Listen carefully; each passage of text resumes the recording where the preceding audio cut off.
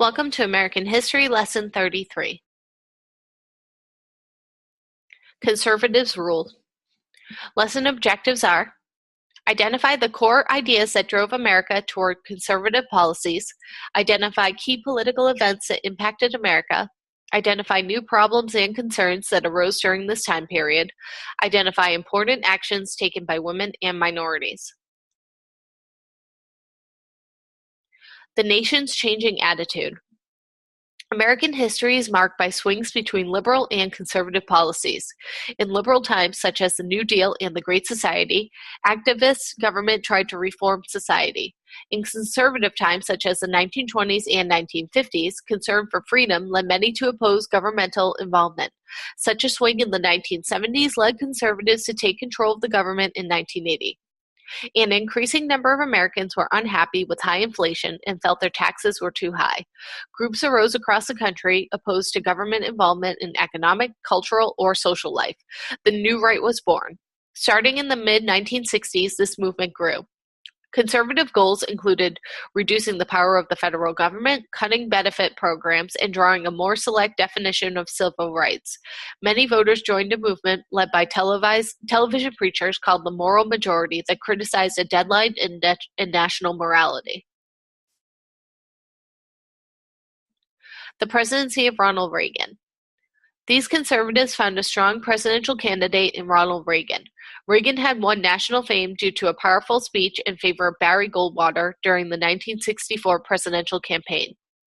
An effective speaker with a winning personality, Reagan was a strong campaigner. With President Carter growing more and more unpopular due to high inflation and the Iranian hostage crisis, Reagan won the 1980 election. The conservative tide swept Republicans into control of the Senate. Reagan wanted to reduce the size and power of the federal government. He hoped to encourage businesses to invest more, thus expanding the economy and increasing jobs. He cut deeply into spending on a wide range of domestic programs.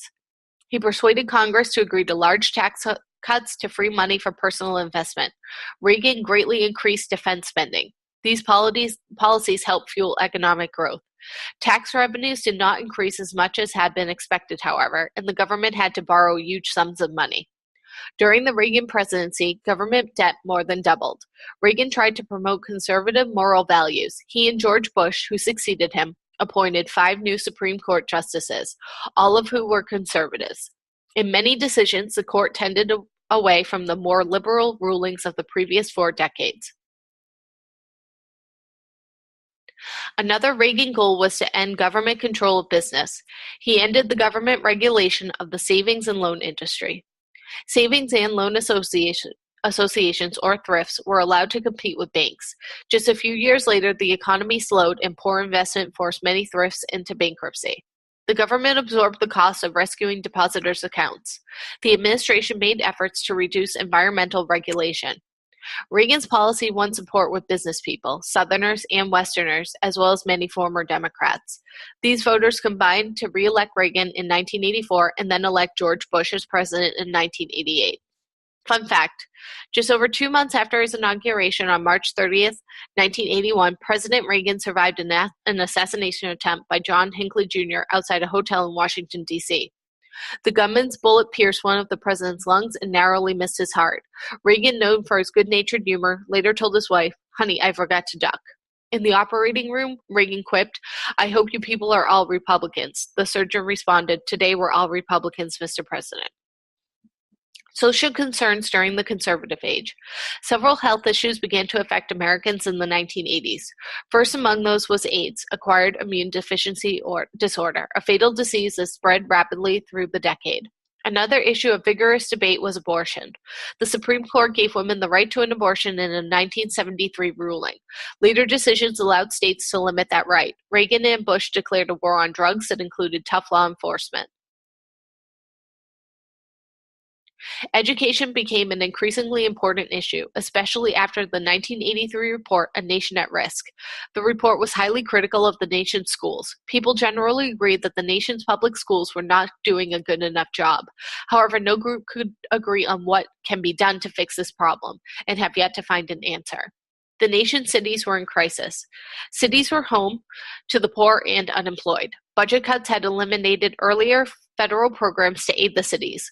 Welfare payments to the poor had not kept up with rising prices. Thousands of people unable to afford housing slept on the streets or in parks. Women and minorities continued their fight. Throughout the 1980s, women tried to improve their position. When women's groups were unable to secure ratification of the Equal Rights Amendment, they started to push for female candidates to run for political office. More women were elected to the House and Senate. In 1984, Democrat Geraldine Ferraro became the first major party woman candidate for vice president. By 1992, nearly 58% of women had entered the workforce. However, women still earned only 76 cents for every dollar a man earned. New divorce laws and social conditions increased the number of single women heading a household, many of whom lived in poverty. Women's groups pushed for pay equality and for benefits to help working mothers. Members of many minority groups achieved greater political power during the 1980s. African Americans experienced continued economic problems. Latinos were the fastest growing minority and were sometimes divided over the issue of bilingual education. Native Americans, facing the end of federal aid, opened gambling facilities on their reservation lands to earn money. Asian Americans made economic advances, but did not gain as much political power as other groups. Foreign events that impacted America. The Soviet Union underwent dramatic changes in the 1980s. Mikhail Gorbachev took power and tried to reform Soviet society. His policies led to a splitting of the Soviet Union into 15 different republics. Communists were swept out of power there and throughout Eastern Europe. Germany, divided since the end of World War II, became one nation again. The Cold War ended, and U.S. leaders had to devise new policies. They approved when communist Chinese leaders, while keeping tight political control, liberalized the economy. Before the Cold War ended, conflict in Central America led to U.S. involvement. Communist guerrillas seized control of Nicaragua. President Reagan supported the Contras, a group trying to defeat the communists. After years of conflict, a peace was signed and free elections were held in 1990.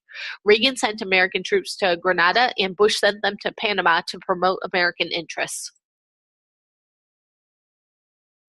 Problems in the Middle East showed the difficulty of post-war diplomacy. Terrorist Muslim groups held some Americans as hostages. Hoping to gain favor with Iran and then use its influence to win release of the hostages, the Reagan administration sold weapons to Iran. Money from the sale was then used to aid the Contras fighting in Nicaragua. Revelation of the deal caused a scandal. The Middle East was the scene of a major war in 1991. Iraq had seized oil-rich Kuwait in 1990. President Bush led a United Nations effort to fight Iraq and liberate Kuwait. What next? Take the time to go back and review the lesson on your own. After your review, complete the lesson review for the lesson and submit for grading. Remember, your submission should follow all the rules for standard written English. All submissions must be written in your own words and sources used cited at the end. How to cite sources in APA format. When you reference a source within an APA-style paper, whether it is using a direct quote, repurposing an image, or simply referring to an idea or theory, you should insert an in-text citation, the author's surname, and the date of publication within parentheses, straight after a direct quote.